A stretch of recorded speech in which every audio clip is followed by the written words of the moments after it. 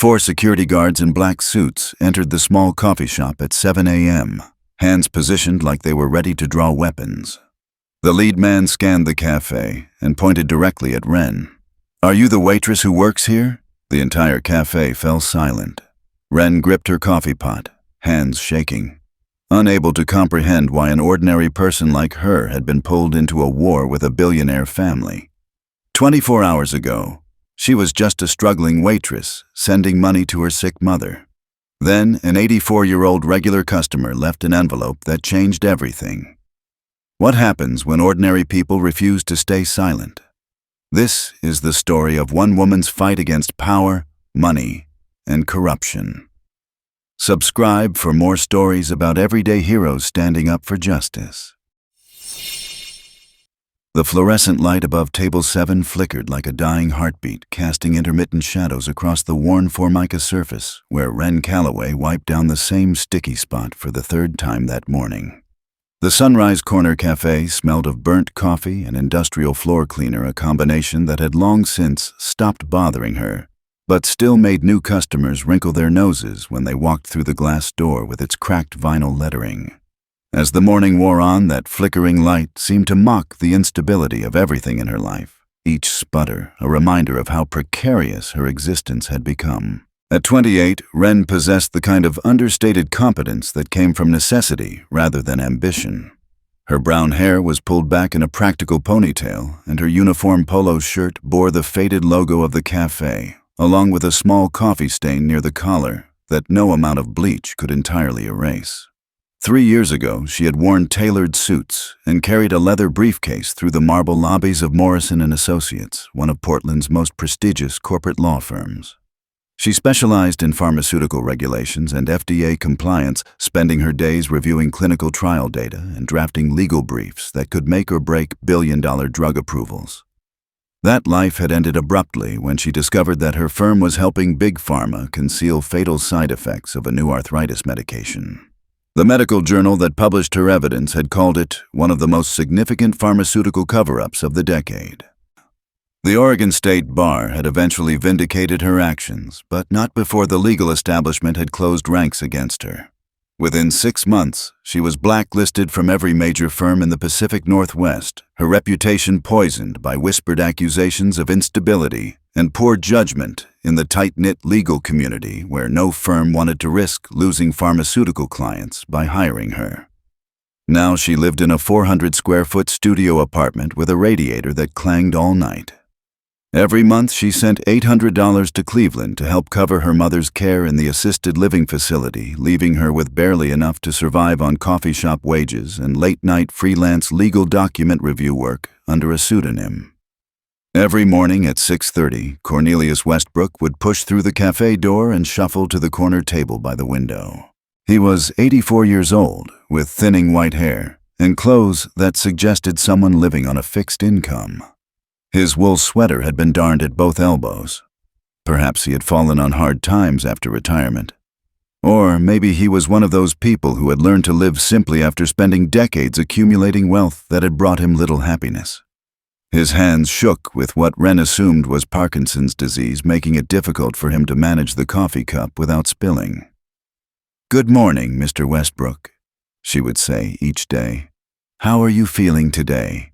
He would look up with watery blue eyes that held more intelligence than his trembling hand suggested. "Oh, fine. Just the usual coffee, if you don't mind." Ren would pour his black coffee, then return with a second cup. "This one's on the house," she would say, knowing he probably couldn't afford it. She had also noticed the pill organizer he kept in his coat pocket. Twice a week, she would gently remind him when she saw him forget to take them. "Time for your morning vitamins, Mr. Westbrook," she would say. This particular morning felt different. His usual careful composure seemed strained as he made his way to the corner table. When Ren brought his coffee, her grip tightened on the coffee pot, the metal handle warm against her skin as she noticed the unusual intensity in his gaze. "You know, my dear," he said, his voice carrying a weight she had never heard before, "there are things in this world that aren't always what they appear to be. Integrity is rare these days." He studied her face, as if memorizing it. "Just thinking about life. How someone can work right beside you, serve you coffee every morning, and you never realize what they've sacrificed for their principles. Before she could respond, he was reaching into his coat pocket. Instead of his pill organizer, he pulled out a small manila envelope. On the front, in careful handwriting, he had written, "Ren Calloway. Open when needed." "I want you to have this," he said, pressing the envelope into her hands. His fingers felt cold, but his grip was surprisingly firm. "Promise me you'll only open it if you truly need it. Your legal training will serve you well, my dear, more than you know." The comment about her legal training hit her like a physical blow. She had never mentioned her background to anyone at the cafe. "How did you—" But Mr. Westbrook was already standing, moving with more steadiness than she had seen from him in months. He left exact change plus a $5 tip, then disappeared into the gray Portland morning. At 3 o'clock, Mrs. Holloway emerged from the back office with bad news. "Ren, honey, I need to talk to you. I've got a buyer for the place. They want to turn it into one of those fancy juice bars. The sale goes through at the end of the month, which means your last day is Friday." That evening, Ren finally opened the envelope. Inside was expensive stationery with precise handwriting. "My dear Ren, if you are reading this, it means I have gone home to the Lord. Please see Mr. Aldrich at Aldrich & Associates tomorrow at 2 o'clock. Bring this letter and the ring you will find in my coat pocket. Your legal training will serve you well in the days ahead. You have shown me more kindness than my own family has in 40 years. Cornelius Westbrook." She called Providence Portland Medical Center with a sick feeling. A nurse confirmed her fears. Cornelius Westbrook had died the previous evening after suffering a massive stroke. The next morning, she found his coat hanging on his usual chair. In the inside pocket was a gold signet ring engraved with C.W. and Chairman Emeritus. With trembling fingers, she searched Cornelius Westbrook Chairman on her phone. The results made her sink into the nearest chair. Cornelius Westbrook had been chairman and CEO of Westbrook Industries, a Fortune 500 company. His personal net worth exceeded $2.3 billion. The man who had struggled to afford a second cup of coffee was one of the wealthiest individuals in the Pacific Northwest. As she stared at the search results, her phone buzzed with a call from an unknown number. Someone somewhere was already watching.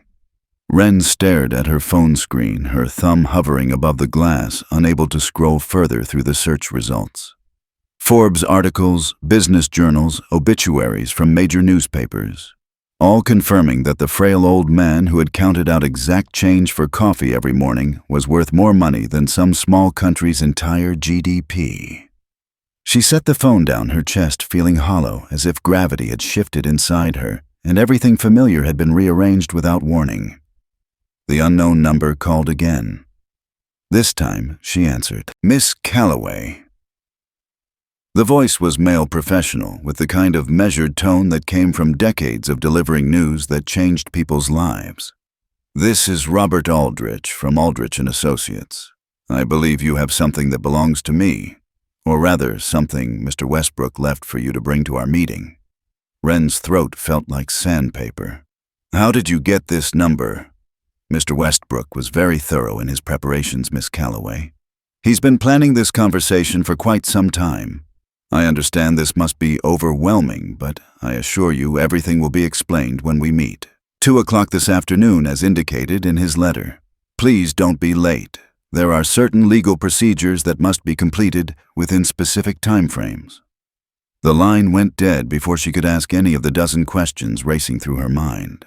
She looked around her cramped studio apartment, at the Murphy bed that groaned when she pulled it down, at the mini refrigerator that doubled as a nightstand, at the single window that looked out onto the alley where her neighbors threw their cigarette butts. Somehow, the shabby reality of her surroundings made the morning's revelations feel even more surreal. She spent the next 3 hours researching everything she could find about Cornelius Westbrook and his company.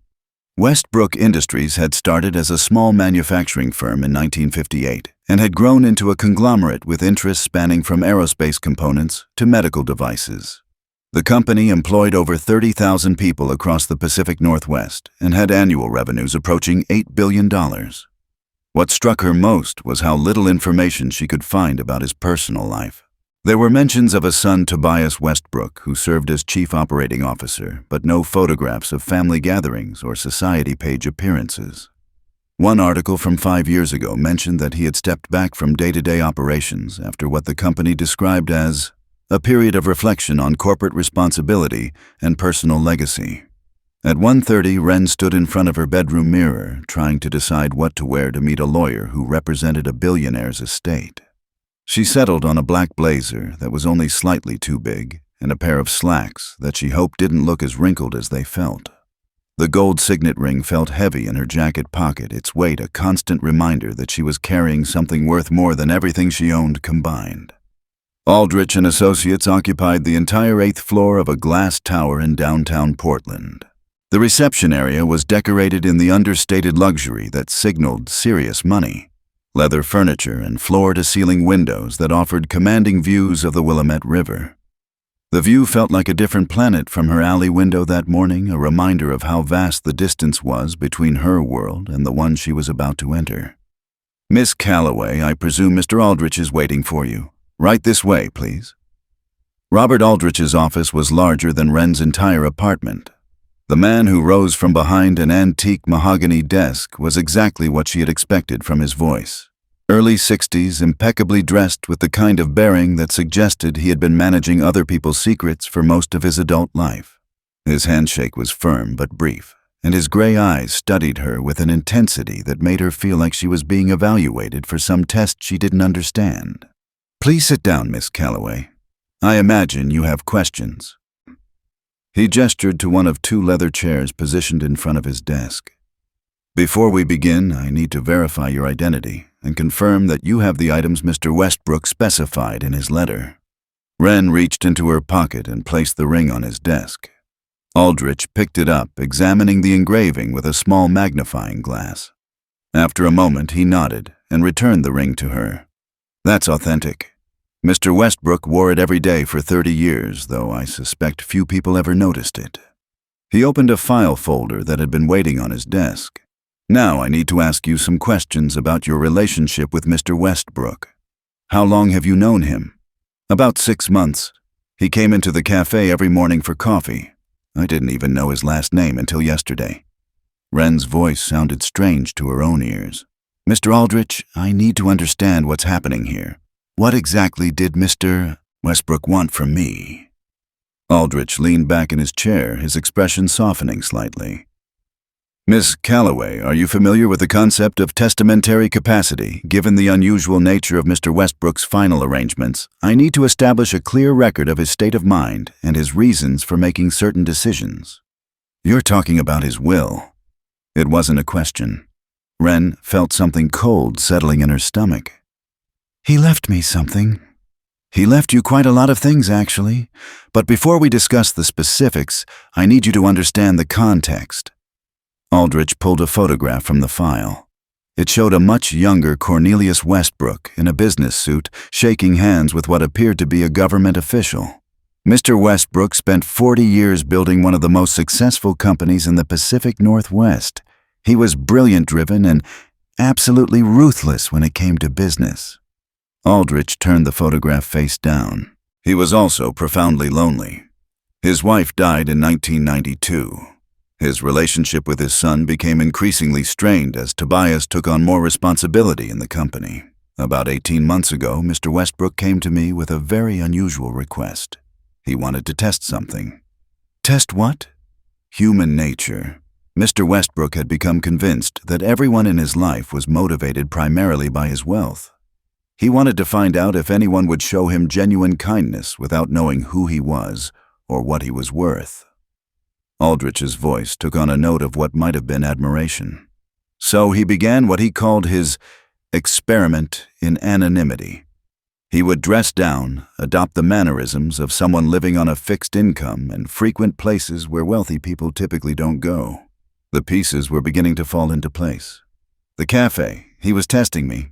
For 6 months, Miss Calloway, he documented every interaction, every small kindness, every moment when you went out of your way to make his experience more comfortable. He also had you investigated, thoroughly. He knew about your legal background, your whistleblowing incident, your mother's medical expenses, your current financial situation. He knew that you were barely scraping by, yet you never once treated him as anything other than a valued customer. Ren stood up abruptly, pacing to the window. "This is insane. You're telling me that a billionaire spent 6 months pretending to be poor just to see if I'd be nice to him?" "I'm telling you that a man who had lost faith in human decency found it restored by your actions, and he wanted to reward that in a very tangible way." Aldrich's voice was patient, but there was an undercurrent of urgency. "Miss Calloway, I need you to sit down. What I'm about to tell you is going to change your life in ways you can't imagine." Ren returned to her chair, though every instinct was telling her to run. "Just tell me." Aldrich opened another folder, this one significantly thicker than the first. Mr. Westbrook's will was filed for probate 48 hours after his death as required under Oregon law. The primary beneficiary of his estate is you, Miss Calloway. He has left you $50 million in liquid assets, 15% of the voting shares in Westbrook Industries, a penthouse apartment in downtown Portland, worth approximately $8 million, and complete control of the Westbrook Foundation, which currently holds assets of $500 million designated for charitable purposes. Her pulse hammered against her ribs, the air in the room thickening until each breath felt rationed.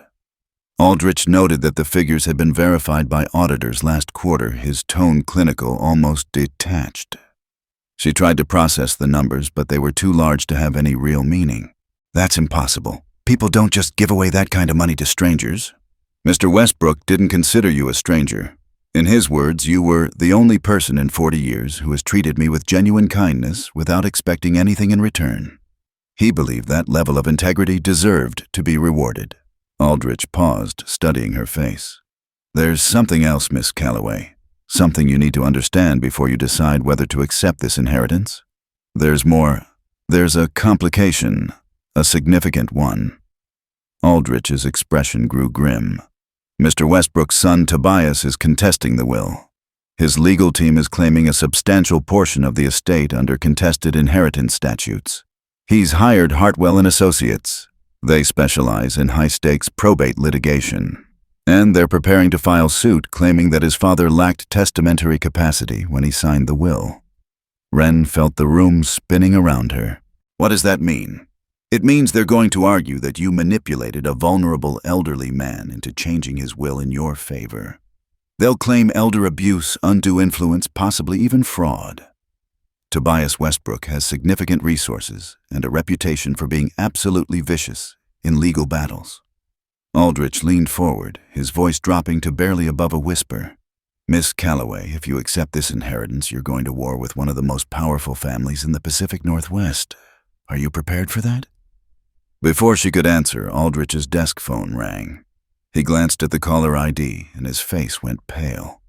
"It's Hartwell and Associates. They work fast." He looked at Ren with something that might have been sympathy. "Miss Calloway, your test period just ended. The real battle is about to begin." Outside, sirens echoed through the streets like the city itself had overheard the verdict. Aldrich answered the phone with the practiced calm of someone who had spent 4 decades navigating legal minefields, but Ren could see the tension in the way his free hand gripped the edge of his desk. "Robert Aldrich speaking." His voice carried none of the warmth he had shown her moments before. "Yes, I'm aware of your client's concerns. No, I will not discuss the details of Mr. Westbrook's estate with anyone other than the named beneficiaries." He paused, listening to something that made his jaw tighten. "Mr. Hartwell, threats of litigation don't intimidate me. I've been practicing estate law since before your firm existed. Good day." He hung up and turned back to Ren, who felt as if she were watching her life transform into someone else's nightmare. That was Marcus Hartwell himself. Tobias Westbrook isn't wasting any time. They're filing a formal challenge to the will tomorrow morning, and they're moving to schedule depositions pending court approval. Depositions. Ren's legal training kicked in despite her shock. They're moving that fast. When you're dealing with a $2 billion estate, speed is everything. The longer the will remains uncontested, the stronger the legal presumption becomes that it represents your father's true intentions. Aldrich opened yet another file folder, this one labeled with Wren's name in neat block letters. Miss Calloway, I need to ask you something, and I need you to be completely honest with me. Did you know who Cornelius Westbrook was before yesterday? No. I swear to you I had no idea.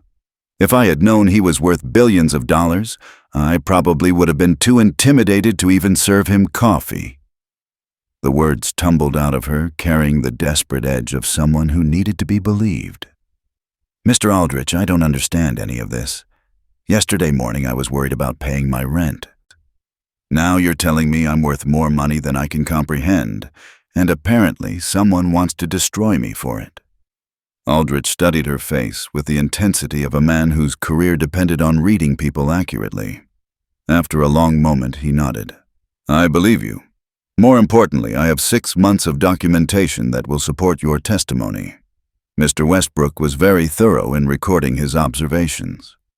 He pulled out a leather-bound journal and opened it to a page marked with a yellow sticky note. May I read you something he wrote about you? This entry is dated 3 months ago. He cleared his throat and began reading. Today, Wren noticed that I was having trouble with my medication organizer. My hand were shaking more than usual due to the cold weather. Without being asked, she helped me sort my pills and reminded me which ones to take with food. She has never once asked me about my health conditions or my personal circumstances, yet she shows genuine concern for my well-being. I am beginning to understand that true kindness doesn't require knowledge of a person's bank account. The words landed heavy in her chest, dull and final. Her throat tightened as she realized every small kindness had been documented, every instinct weighed and measured like evidence in some cosmic courtroom. She remembered that day clearly. It had been raining, and Mr. Westbrook's hands had been trembling so badly that he had dropped his pill organizer on the cafe floor. She had helped him gather the scattered medications without thinking twice about it. The idea that he had been analyzing her actions, documenting them as part of some elaborate test, made her feel simultaneously honored and violated. He was studying me like a lab rat, she said, her voice barely above a whisper. He was studying human nature, Miss Calloway. And he found something in you that he had begun to believe didn't exist anymore. Aldrich closed the journal and leaned back in his chair. But I need to prepare you for what's coming. Tobias Westbrook is going to paint you as a predator who targeted a vulnerable elderly man. He'll claim that you researched his father's identity and deliberately cultivated a relationship designed to manipulate him into changing his will. The accusation was so far from the truth that Wren almost laughed. That's ridiculous. How could I have researched him? I didn't even know his last name until yesterday. Logic isn't always relevant in probate litigation, Miss Calloway. Perception matters more than facts, especially when you're dealing with a jury that might struggle to understand why a billionaire would leave his fortune to a waitress instead of his own son. Aldrich's expression grew grim.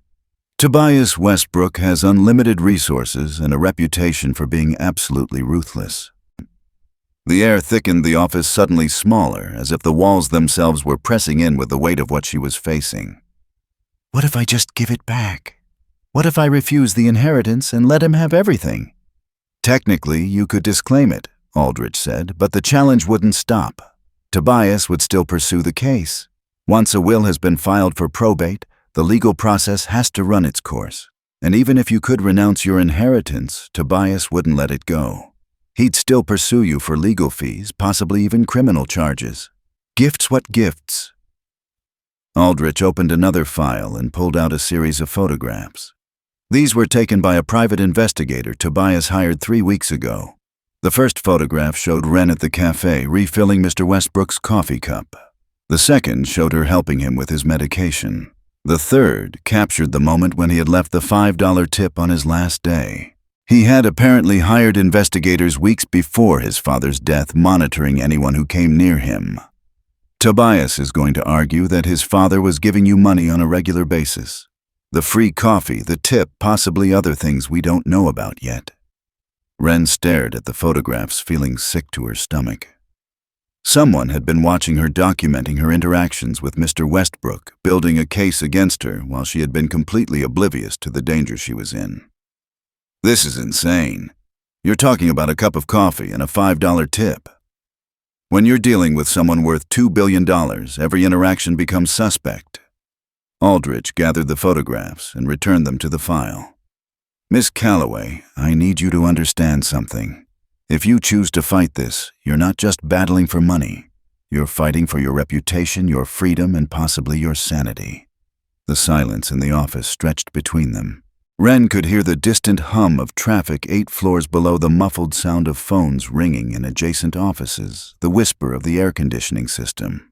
Everything about her surroundings spoke of a world where problems could be solved with enough money and influence, but she was beginning to understand that she was about to become the problem that needed solving.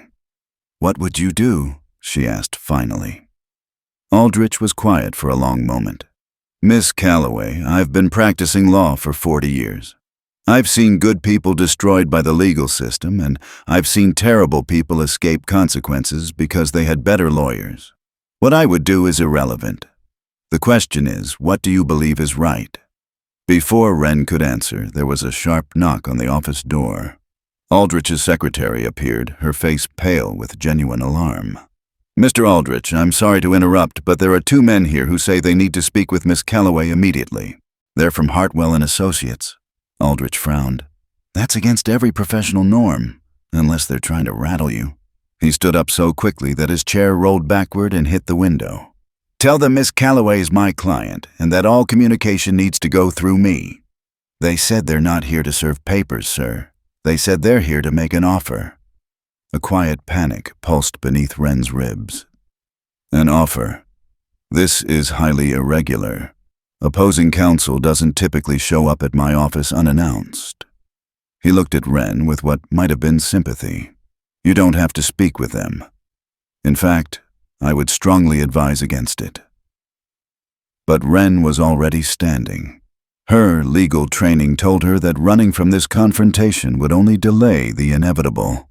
"I want to hear what they have to say. I'm still a lawyer, Mr. Aldrich, even if I'm currently working as a waitress. I know my rights." She squared her shoulders. "Let them come in." The 2 men who entered looked exactly like what Wren had expected from a firm that specialized in high-stakes litigation. They were both in their 40s, impeccably dressed in suits that probably cost more than she made in 3 months. The taller of the 2 extended his hand to Aldrich with a smile that never reached his eyes. "Robert, good to see you again. I'm David Chen, senior partner at Hartwell & Associates. This is my colleague James Morrison. We represent Tobias Westbrook in the matter of his father's estate." Wren remained seated, her hands folded in her lap to hide the fact that they were shaking. "Mr. Chen, I understand you have something you want to discuss with me."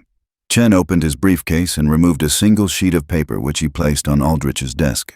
"Miss Calloway, our client recognizes that this situation has placed you in a very difficult position. Mr. Westbrook would like to offer you a way out." Wren glanced at the paper. The number at the bottom made her blink twice. $5 million, tax-free, handled through a charitable conduit to avoid taxation, Chen added smoothly. "In exchange for your complete renunciation of any claim to Cornelius Westbrook's estate. You sign this agreement, and all of this goes away. No litigation, no depositions, no public scrutiny." The offer hung in the air like a lifeline thrown to someone drowning. $5 million was more money than Wren had ever dreamed of having. It would solve every financial problem she had ever faced and guarantee her mother the best possible care for the rest of her life. But as she stared at the settlement agreement, she found herself thinking about Mr. Westbrook's journal entries about his belief that integrity was rare and worth rewarding. She thought about the pharmaceutical executives who had tried to buy her silence 3 years ago. "I need time to think about this," she said finally. Chen's smile tightened almost imperceptibly. "Miss Calloway, this offer expires at midnight tonight. After that, we proceed with full litigation, and I can assure you that the experience will be far more unpleasant than you can imagine." The threat was delivered with perfect politeness, but its meaning was unmistakable. Wren met his gaze steadily, the same calm she'd once used in court returning like muscle memory. For the first time since they'd walked into the room, she wasn't the one flinching. The silence hung in the air, sharp and brittle, after Chen and Morrison left, their footsteps echoing down the marble hallway like the retreat of an advancing army. Wren sat motionless in the leather chair, staring at the settlement agreement they had left behind. The document seemed to pulse with its own malevolent energy, $5 million transformed from salvation into something that felt more like a trap. "They're good," Aldrich said, finally, his voice carrying a grudging professional respect. "They know exactly how to apply pressure without crossing ethical lines. The midnight deadline, the casual mention of unpleasantness ahead, it's all designed to make you panic into signing." Wren's hands were still folded in her lap, but she could feel her pulse drumming in her wrists, a steady reminder that her body was preparing for something her mind hadn't yet accepted. "Is it real, the offer?" "Oh, it's real. Tobias Westbrook has enough liquid assets to write that check without blinking. The question is, why he's offering it." Aldrich moved to the window, looking down at the street where the city bathed in amber light, everything caught between motion and stillness. "In my experience, when someone offers you a fortune to walk away, it's because they're afraid you might end up with an even bigger one." The weight of that observation settled over Wren like a heavy blanket. She had been so focused on the impossibility of her situation that she hadn't considered the possibility that Tobias Westbrook might actually be afraid of her. The idea seemed absurd. She was a waitress living in a studio apartment while he controlled a business empire worth billions. But legal battles weren't always won by the side with the most money. Sometimes they were won by the side with the best story. "Mr. Aldrich, I need to ask you something, and I need you to be completely honest with me." She turned in her chair to face him directly. "Do you think I can win this? Not what you hope will happen, not what justice demands, but what you actually think will happen if this goes to trial." Aldrich was quiet for a long moment, his reflection ghost-like in the office window. "Miss Calloway, I've been practicing probate law for 4 decades. I've seen cases that seemed airtight fall apart because of a single inconsistency. And I've seen impossible long shots succeed because the jury connected emotionally with the right person." He turned back to face her, his expression more serious than she had yet seen it. "Your case has strengths and weaknesses. The strengths are substantial. We have your father's detailed documentation of his decision-making process, clear evidence of testamentary capacity, and a compelling narrative about kindness being rewarded. The weaknesses are also substantial. You're asking a jury to believe that a billionaire chose a virtual stranger over his own son. And the son in question has unlimited resources to make me look like a fraud." Wren felt the familiar tightness in her chest that she remembered from her pharmaceutical whistleblowing case, the sensation of being slowly crushed between opposing forces. "Mr. Aldrich, there's something I need to tell you, something that might change your advice." She paused, gathering her thoughts. 3 years ago, when I blew the whistle on the pharmaceutical cover-up, the company offered me a settlement. Not $5 million, but enough to disappear quietly and never practice law again. I turned it down because I believe that sometimes you have to stand up for what's right, even when it costs you everything. Aldrich returned to his desk, settling into his chair with the careful movements of someone whose body carried the accumulated stress of too many difficult cases. "And how did that work out for you?" "It destroyed my career, my reputation, and my financial security. The people I was trying to protect got the justice they deserved, but I paid a price that I'm still paying 3 years later." For years, that choice had haunted her like a scar that refused to fade, a reminder of what happened when principles collided with power. "The pharmaceutical executives went to prison, the dangerous drug was pulled from the market, and I ended up serving coffee for minimum wage. Do you regret it?" The question hung in the air between them, deceptively simple, but loaded with implications that could shape every decision she made going forward. Wren thought about her mother in the assisted living facility, about the bills she struggled to pay every month, about the legal career that had been ripped away from her for doing the right thing. She thought about the families who were alive today because she had refused to stay silent about a drug that could have killed them. "No," she said finally. "I don't regret it, but I'm terrified of going through it again." Aldrich nodded slowly, as if her answer had confirmed something he had suspected. "Miss Calloway, I want to tell you about Cornelius Westbrook's relationship with his son. It might help you understand what you're really fighting for." He opened yet another file folder, this one thicker than the others and marked with red tabs that suggested confidential material.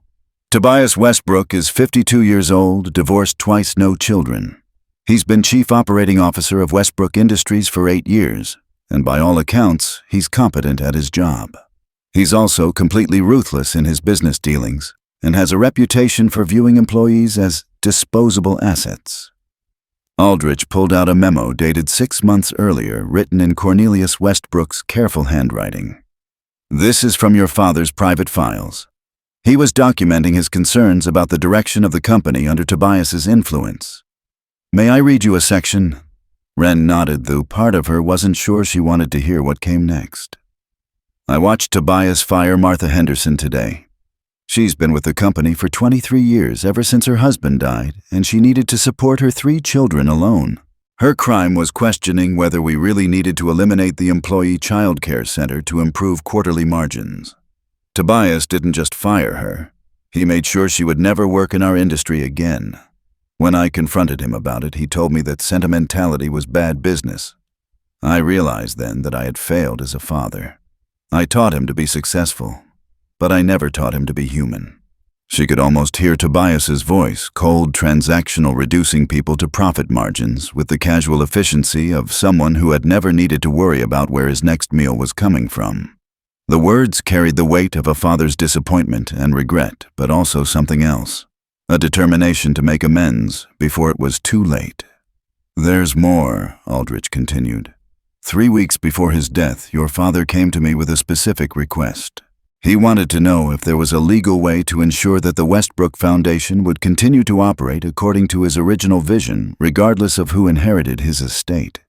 That's when we structured the will to give you control of the foundation separate from the company shares. He was trying to protect the foundation from Tobias. He was trying to protect everyone from Tobias. The foundation is one of the largest privately run charitable organizations in the region, employing over 200 people and providing services to thousands of families throughout the Pacific Northwest. Under the terms of the will, if you accept the inheritance, you have the legal authority to ensure that those programs continue regardless of what happens to the company itself. The implications of what Aldrich was telling her began to take shape in Wren's mind.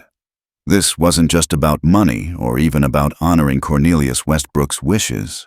It was about the livelihoods of hundreds of employees and the welfare of thousands of families who depended on Foundation services. How long do I have to decide? She asked. The settlement offer expires at midnight, but that's artificial pressure. Once a will enters probate without challenge, the presumption of validity strengthens quickly. Depending on the court calendar, the hearing could arrive sooner than expected. Aldrich closed the file and looked at her directly.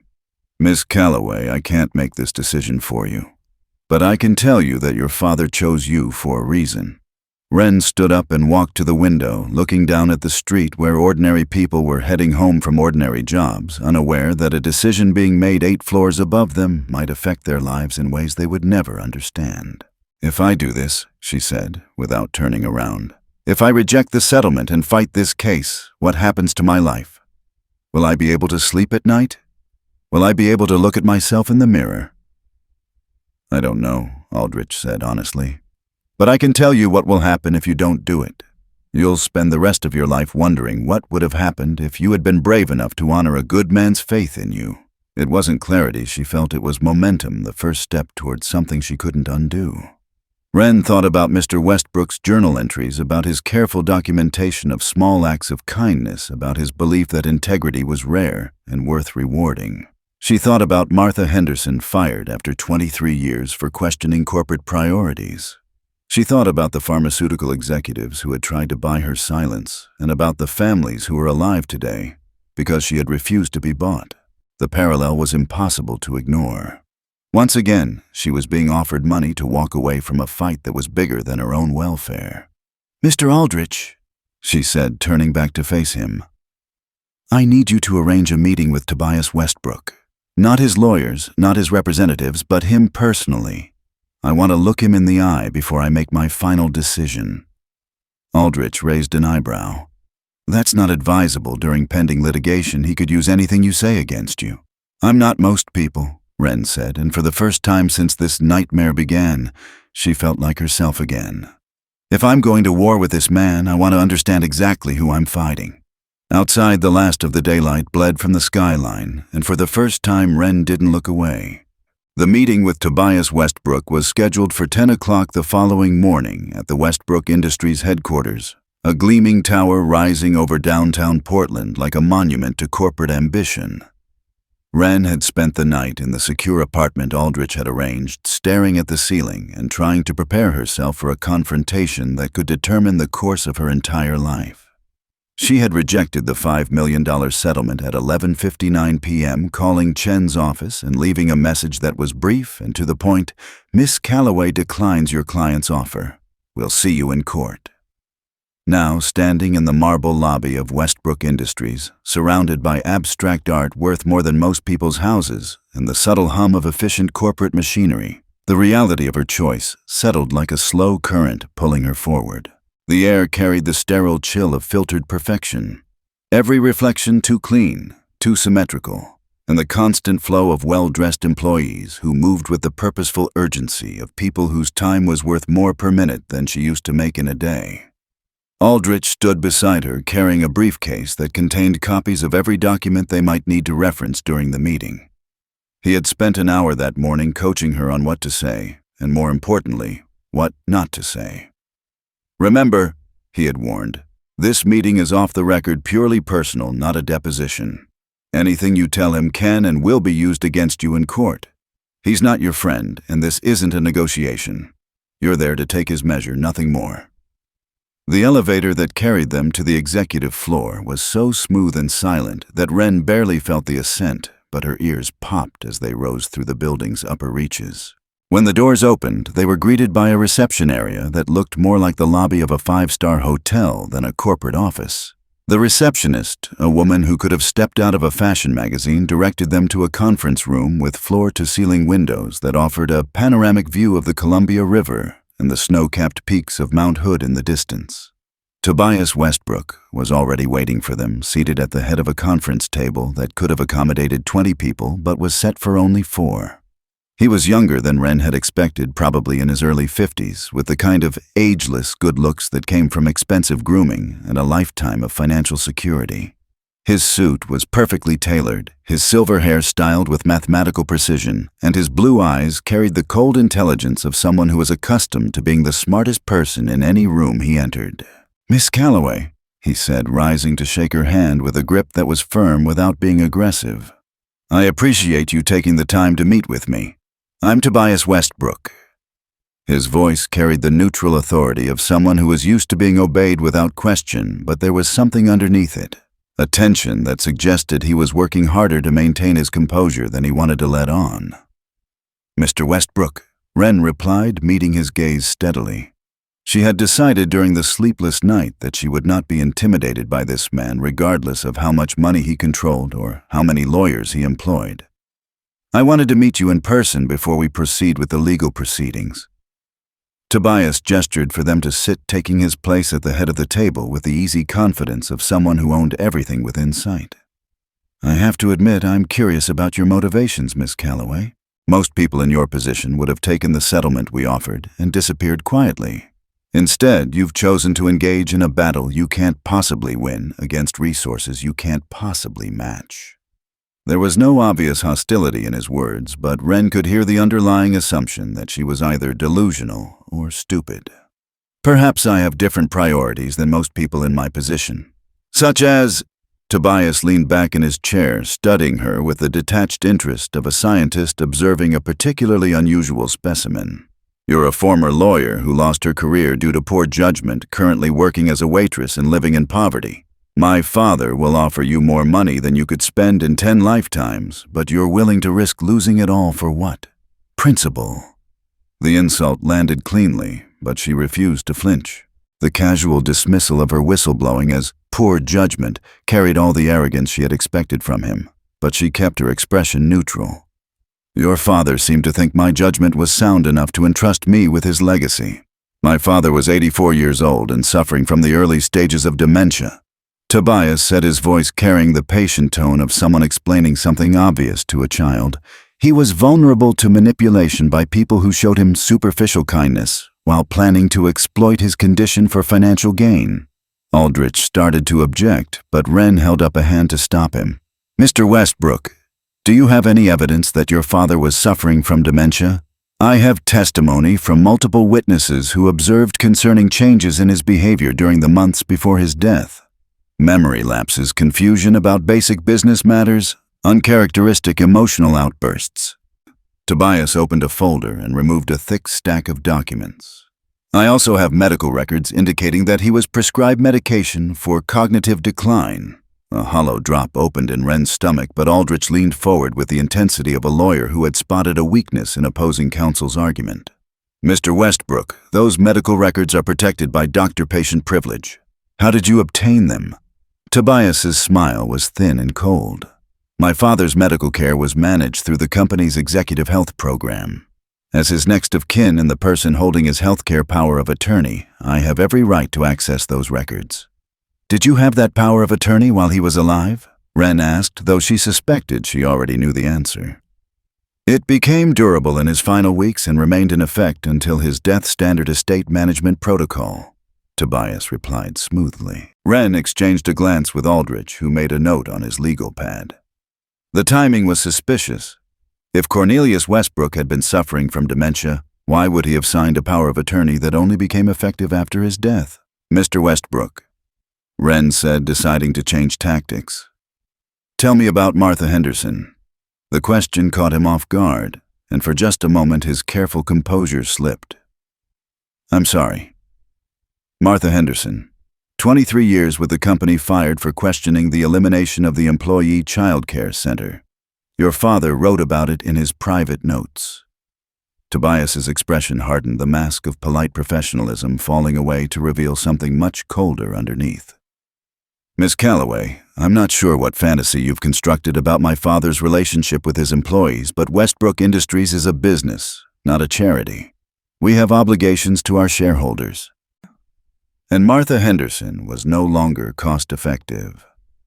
Martha Henderson was a mid-level administrative assistant who consistently exceeded her authority and questioned decisions made by her superiors. When she was terminated, she received a generous severance package and excellent references. Wren could almost hear the chill in his logic, reducing loyalty to a liability with the casual efficiency of someone who had never questioned whether human worth could be measured in quarterly returns. The casual dismissal of a woman's 23-year career made Wren's stomach turn, but it also gave her valuable insight into the man she was fighting. Tobias Westbrook genuinely didn't understand why his father might have been disturbed by the firing. Mr. Westbrook, she said, what do you plan to do with the Westbrook Foundation if you inherit control of it? The foundation will be restructured to operate more efficiently and focus on causes that provide measurable returns on investment. We'll eliminate redundant programs, consolidate administrative functions, and redirect resources toward initiatives that support the company's long-term strategic goals. And what about the employees who currently work for the foundation? Tobias waved his hand dismissively. Positions that don't fit the new structure will be eliminated. We'll provide standard severance packages and job placement assistance. How many people are we talking about? Approximately 60% of current foundation staff. Roughly 120 positions. He delivered the number with the same emotional detachment he might have used to discuss quarterly profit margins. Wren thought about the 200 families who would lose their livelihoods, the thousands of people who depended on foundation services that would be eliminated or drastically altered. She hesitated, sensing the smallest fracture in his armor, then asked quietly, Mr. Westbrook, did you love your father? The question seemed to genuinely surprise him. Miss Calloway, I'm not sure what relevance my personal feelings have to this legal matter. I'm trying to understand why a man would choose to leave his fortune to a stranger rather than his own son. For the first time since the meeting began, Tobias's careful control showed signs of cracking. My father was a brilliant businessman, but he became sentimental and impractical in his later years. He lost sight of what it takes to run a company in a competitive global economy. People like me, people who prey on the elderly by offering them the illusion of caring relationships while positioning themselves to benefit financially. You saw a lonely old man with more money than he knew what to do with, and you cultivated a relationship designed to exploit his emotional needs. The accusation hung in the air between them, ugly and direct. Wren felt her anger rising, but she forced herself to remain calm. Mr. Westbrook, I didn't know who your father was until after he died. And I'm sure you'll make a very compelling witness when you tell that story to a jury, Tobias said with a cold smile. Unfortunately for you, I have 6 months of documented evidence that tells a very different story. Wren felt the room tilting around her. That's not true. None of that is true. Isn't it? Tobias opened another folder and spread several documents across the table. Internet search records from your laptop computer, credit card statements showing mounting debt, sworn affidavits from your former coworkers. Aldrich leaned forward to examine the documents, then looked up sharply. Those records would require subpoenas, Mr. Westbrook. Are you admitting you obtained them illegally? But Wren was staring at Tobias Westbrook, seeing him clearly for the first time. This wasn't just about money or even about family legacy. This was about a man who couldn't tolerate the possibility that his father had found something worthwhile in a person he considered beneath contempt. You fabricated these documents, she said quietly. Tobias's smile widened. Prove it. Wren didn't blink. Somewhere deep inside, anger finally burned hotter than fear. The city glittered beyond the glass, distant and cold. But for the first time since this began, Wren wasn't afraid to face it. The 2 weeks between Wren's confrontation with Tobias and the shareholders' meeting devoured her days and blurred the boundaries between night and morning. The shareholders' meeting wasn't part of the probate hearing itself, but Tobias had called it to sway public opinion before the court convened. Aldrich had assembled a team of 5 attorneys, 2 forensic accountants, and a private investigation firm to build their case working out of a war room they had established in a suite of offices 3 blocks from the courthouse. The walls had become an anatomy of power timelines, charts, and arrows connecting names like arteries feeding corruption. Wren found herself at the center of this legal hurricane, her old courtroom instincts reawakening as she helped analyze documents and prepare witness testimony. The skills that had made her a successful corporate lawyer before her whistleblowing incident hadn't disappeared. They had simply been dormant, waiting for a case important enough to call them back to life. She spent her days reviewing corporate governance regulations and her nights studying the intricacies of Oregon probate law, determined to master every clause that could tilt the case 1 inch in her favor. The forensic analysis of Tobias's fabricated evidence had revealed a pattern of fraud that was both sophisticated and sloppy. The internet search records supposedly showing Wren researching Cornelius Westbrook had been created using professional software that could backdate digital files, but the metadata contained timestamps that proved the files had been created weeks after Cornelius's death. The credit card statements showing mounting debt had been altered using the same software that mortgage brokers used to inflate income statements during the housing crisis. He's good at manipulation, but he's not good at details, explained Sarah Kim, the lead forensic accountant Aldrich had hired. This is the kind of evidence that looks convincing to a casual observer but falls apart under professional scrutiny. In digital forensics, metadata doesn't lie. It was as conclusive as a fingerprint. For the first time in years, anger didn't paralyze her. It clarified her purpose. Wren spent hours with Sarah learning to recognize the subtle signs of document alteration that would be crucial to their case. They discovered that Tobias had been systematically manipulating company financial records for years, inflating profits to justify executive bonuses while hiding the true cost of his aggressive cost-cutting measures. The employee child care center he had eliminated to improve quarterly margins had actually been profitable. He had simply reclassified its revenue to make the closure appear financially necessary. The investigation into Cornelius Westbrook's medical condition had produced equally damning evidence. Dr. Elizabeth Chen, his personal physician for 15 years, provided detailed medical records showing that he had been in excellent mental health right up until his death. The medications Tobias claimed were for cognitive decline were actually for high blood pressure and arthritis, conditions that were well controlled and had no impact on his mental faculties. Mr. Westbrook was one of the sharpest people I've ever known, Dr. Chen told them during a deposition. 2 weeks before his death, he spent an hour discussing current events, asking detailed questions about new medical research, and demonstrating the kind of analytical thinking that had made him successful in business. Neither condition affects cognition. His prescriptions losartan and celecoxib were routine. There was absolutely no sign of cognitive impairment. Hearing someone defend Cornelius with such certainty made the loss feel sharper, but also more real. The most challenging aspect of their preparation was deciding how much of Cornelius's private journals to make public. The entries documenting his observations of Wren were crucial to establishing his state of mind when he wrote the will, but they also revealed the depth of his disappointment in his son. We need to show that Cornelius's decision was based on legitimate concerns about Tobias's character, not personal animosity, Aldrich explained during one of their strategy sessions. If we make it look like a family feud, the shareholders might decide that blood should trump merit regardless of the legal issues. Wren disagreed.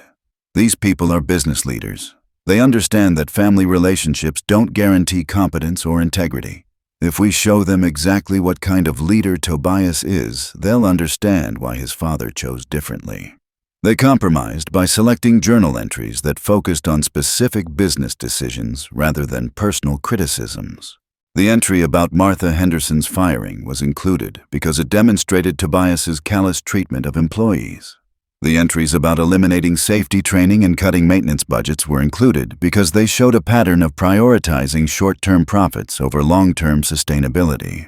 The hardest part of the preparation was learning to tell her own story effectively.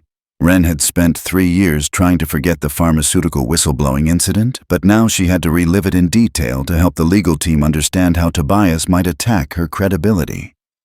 "The pharmaceutical executives tried to buy my silence too," she told Aldrich during one particularly difficult session. "They offered me $2 million to recant my testimony and publicly apologize for my mistakes. When I refused, they spent the next 6 months systematically destroying my reputation and my career." Aldrich made notes as she spoke, his expression growing grimmer as he understood the parallels between her current situation and her past ordeal.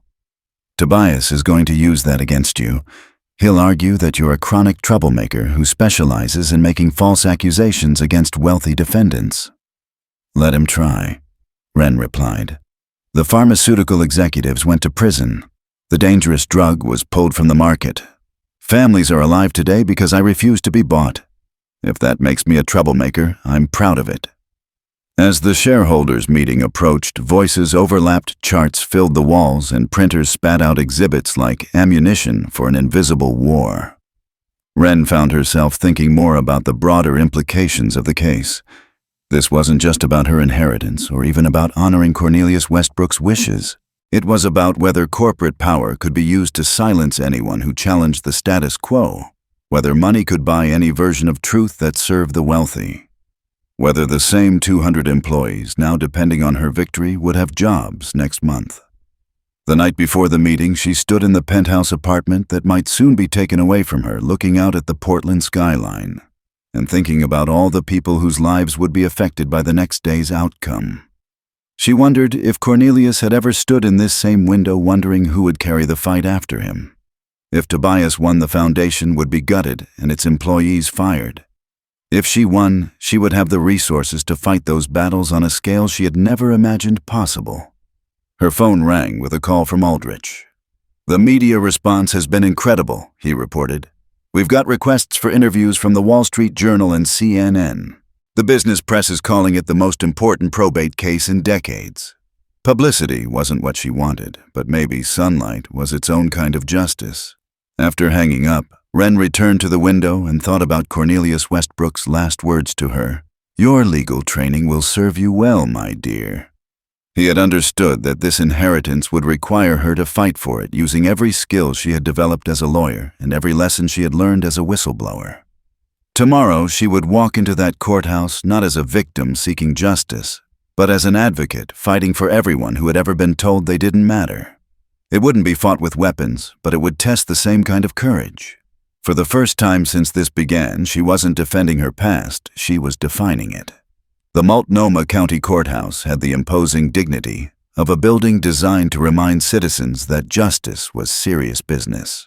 Built from Oregon sandstone and rising 4 stories above the Portland streets, it represented the kind of institutional authority that had intimidated Wren 3 years ago, when she had first blown the whistle on pharmaceutical corruption. Now, walking up the broad steps flanked by Aldrich and 2 junior associates from his firm, she felt something different. Not the absence of fear, but the presence of something stronger. The shareholders' meeting had been moved to the courthouse's largest conference room under judicial supervision for transparency during the probate dispute. Tobias's legal team had filed an emergency motion claiming that Wren posed a security threat to company executives. The motion had been denied, but the venue change served Tobias's purposes perfectly. It transformed what should have been a corporate governance meeting into something that felt more like a trial, complete with metal detectors and armed bailiffs. "Remember," Aldrich murmured as they passed through security, "you're not on trial here.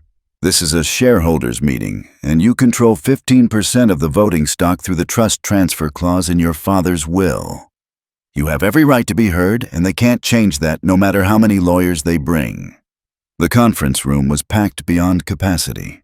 Wren counted at least 200 people crammed into a space designed for half that number, with overflow seating spilling into the hallway outside. The major shareholders sat in the front rows. Representatives from pension funds and institutional investors whose decisions would determine the outcome of any vote. Behind them sat journalists from the Wall Street Journal, Forbes, and the local business press, their cameras creating a forest of electronic eyes trained on the speaker's podium. At the front of the room, Tobias Westbrook sat behind a conference table with 5 lawyers from Hartwell and Associates arrayed around him like a phalanx of expensive suits. He looked perfectly composed, his silver hair catching the overhead lights, and his expression carrying the confident authority of someone who had never lost a conflict that mattered to him. Judge Patricia Morrison, the court-appointed corporate arbiter, called the meeting to order. "This emergency shareholders meeting has been convened to address questions regarding the validity of Cornelius Westbrook's will and its impact on corporate governance at Westbrook Industries," she announced. "Both parties will have 30 minutes to present their arguments, followed by a vote of the shareholders present. Mr. Tobias Westbrook, as Chief Operating Officer, you may proceed." Tobias rose and walked to the podium with easy confidence. "Ladies and gentlemen, we are here today because of a tragedy that has been compounded by fraud." His voice carried clearly through the room's sound system. "My father, Cornelius Westbrook, dedicated his life to building one of the most successful companies in the Pacific Northwest. In his final months, suffering from the early stages of dementia, he was manipulated by an unscrupulous individual who saw an opportunity to exploit his vulnerability."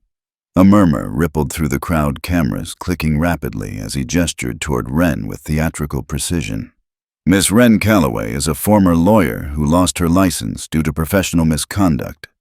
She targeted my father, systematically researching his identity and financial status before cultivating a relationship designed to isolate him from his family and position herself as his primary beneficiary."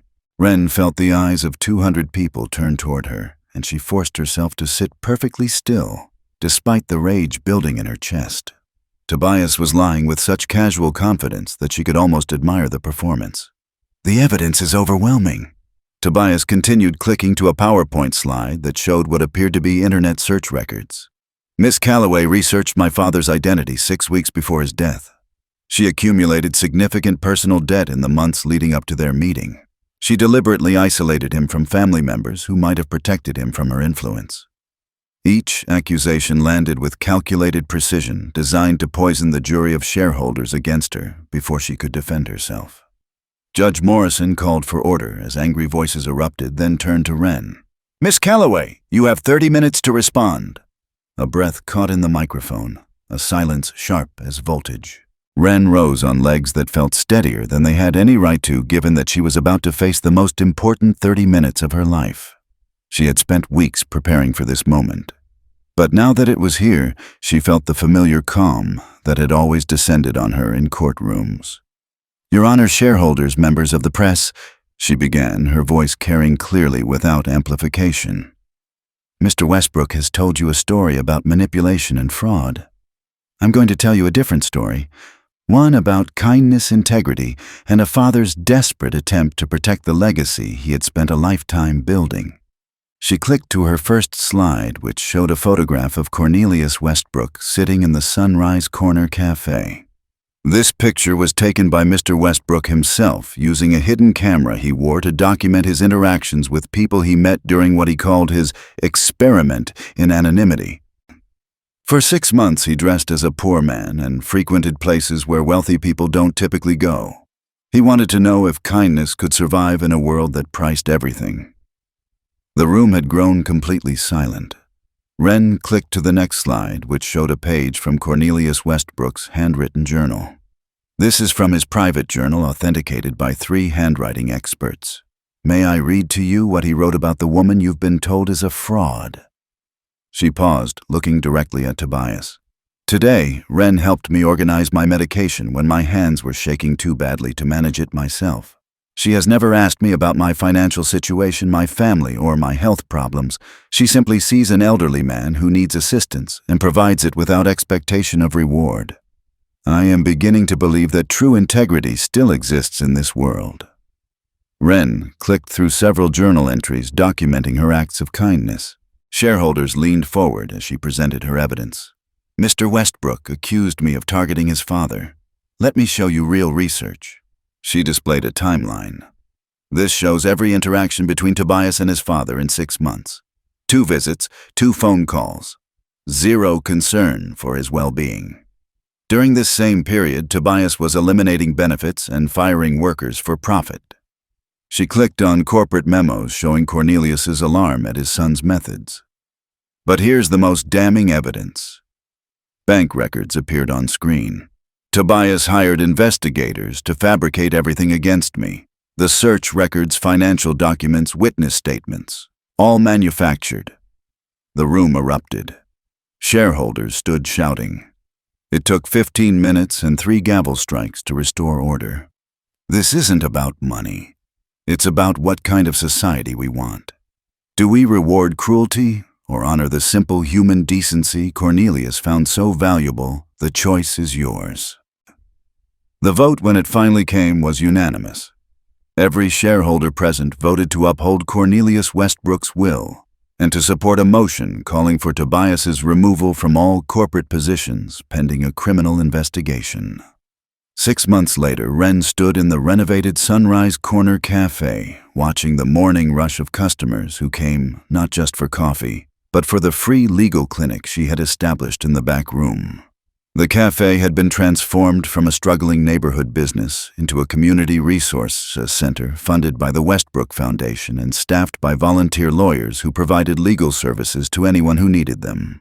The morning light streaming through the windows fell across the corner table where Cornelius Westbrook had sat every day for 6 months now, marked with a small brass plaque that read, "In memory of a man who believed kindness is life's greatest treasure." Martha Henderson was the clinic's first client that morning, seeking help with a wrongful termination lawsuit against her former employer. She was a woman in her 50s with tired eyes and calloused hands, wearing a dress that had been carefully mended at the seams. "Miss Calloway, Martha said, settling into the chair across from Wren's desk. "I can't afford a lawyer, but someone told me you might be able to help." "That's exactly why we're here," Wren replied, opening a new file folder. She thought of Cornelius, who once fought for Martha's job. "Tell me what happened." As Martha recounted her story, Wren found herself thinking about the path that had led her to this moment. The legal confrontation with Tobias had made her wealthy beyond her wildest dreams, but the money felt less important than the opportunity it had given her to create something meaningful. The foundation now employed 300 people and provided services to over 50,000 families throughout the Pacific Northwest. Tobias Westbrook was serving a 5-year federal sentence for fraud, conspiracy, and obstruction of justice. Westbrook Industries was being run by a court-appointed administrator while the company underwent restructuring to comply with federal labor laws. "The company fired me 3 days after I filed a complaint with the Department of Labor," Martha was saying. "They claimed it was for poor performance, but my evaluations had been excellent for 20 years. Wren made notes as Martha spoke, recognizing the pattern of retaliation that she had seen dozens of times in the past 6 months. "Martha, I think we have a strong case for wrongful termination and whistleblower retaliation. I'm going to assign you to one of our employment law specialists, and we're going to fight this." The relief on Martha's face was immediate and profound. "You really think I can win?" "I think you deserve justice," Wren replied. "And I think we can get it for you." After Martha left, Wren walked through the cafe, greeting the regular customers and checking on the volunteer lawyers who were seeing clients in the back room. At 11 o'clock, she drove to the assisted living facility where her mother was staying. The building was nicer than the previous one. Private rooms, better medical care, and activities designed to help residents maintain their independence. Lavender soap replaced the antiseptic sting of the old facility as Wren entered her mother's room. "How's my famous daughter?" her mother asked, looking up from the book she was reading. Her speech had improved significantly since moving to the new facility. "Not famous, just stubborn," Wren replied, settling into the chair beside her mother's bed. "How are you feeling today?" "Better every day.